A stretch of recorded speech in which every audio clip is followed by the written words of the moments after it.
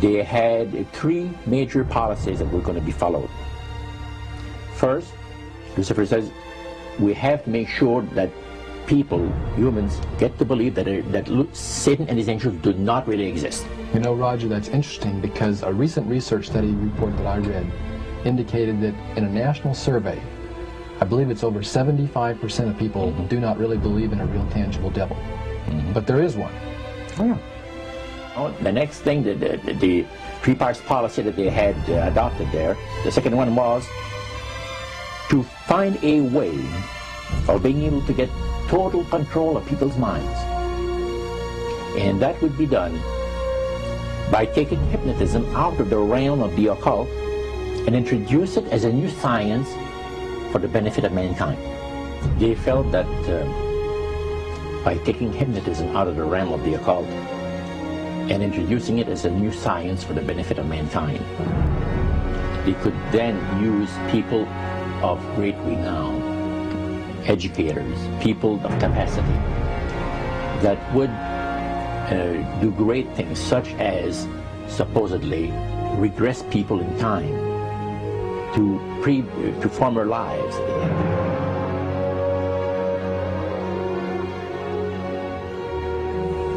And of course, after the session is over, the person would not know a thing about ancient history. And the person she or he has talked about performing, you know, certain deeds, let's say 3,000 or 4,000 years ago.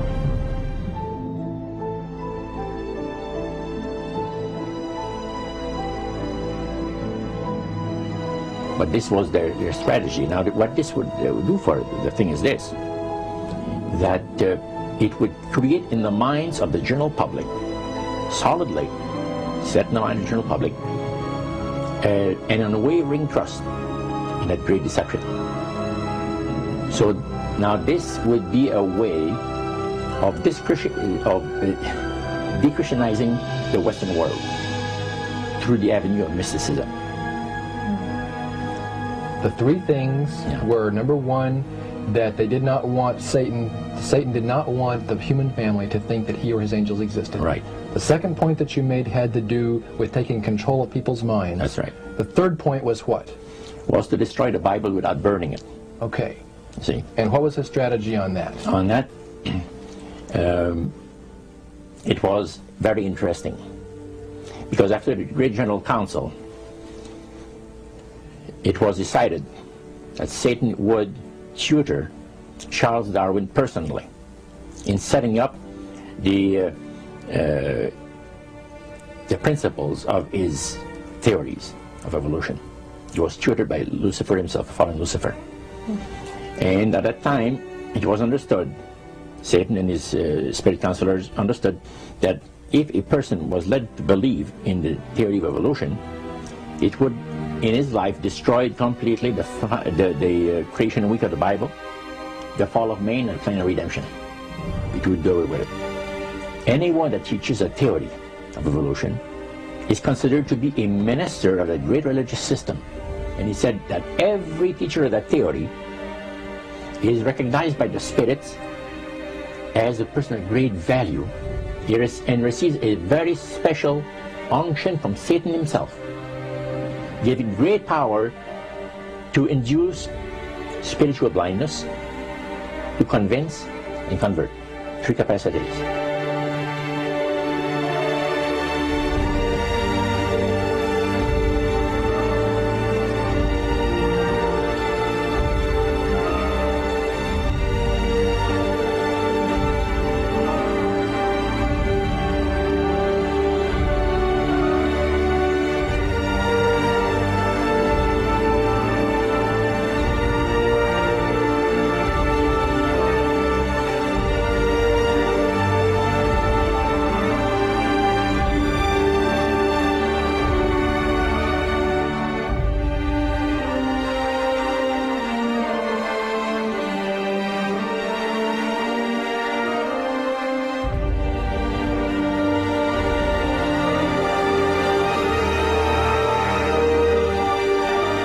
This is the grain plain, the Master's grain plain, for harvesting the nations, for harvesting the multitudes of the earth. and through his cause, just before the close of the great controversy between the forces of good and evil. It's going to be done in a unique manner. This rain plans is going to take people are going to eat the stuff, because it says spirits, demon spirits, will declare themselves to be inhabitants of far distant planets in the galaxies that are coming to warn the inhabitants of planet Earth of the impending destruction of the planet unless something seriously proper is done to avoid it.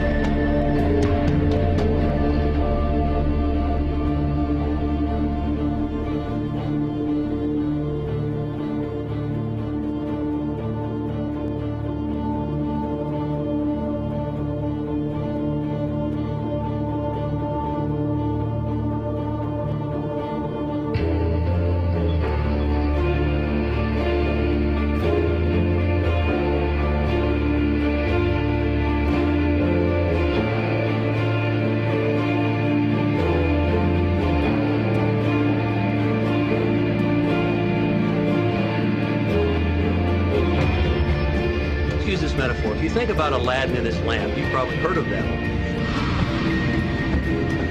The genie always says one thing. Your wish is my command. You know, the universe is this great genie, and your conscious mind is Aladdin. It formulates the intention of what you choose for your life.